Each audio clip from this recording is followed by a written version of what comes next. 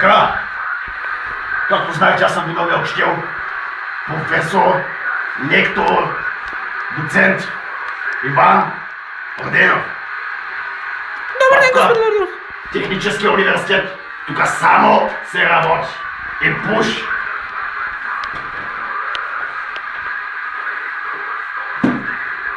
Това печелят хората, които учат. А пък пиенето е за след контрола. Първо да проверим кой присъства на лекцията. Номер 4. Няма. Седми. Няма. Трети. Няма. Тресо, бе. Трес номер тук. Това всъщност си ти, гаш. Пак си сама част.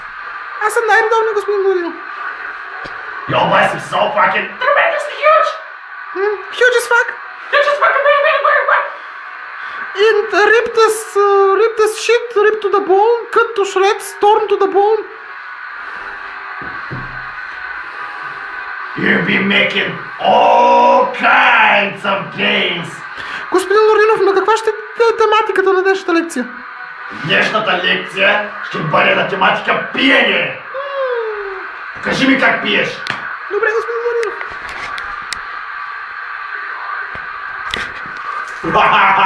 Господин Роденов, уляк се.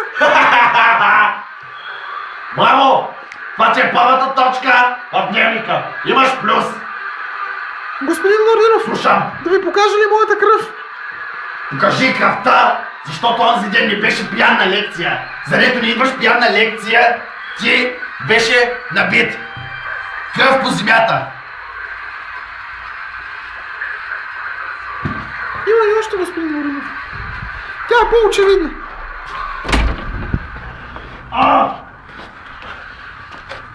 Биричка, господин Роденов. Кървища, everywhere. Дневника.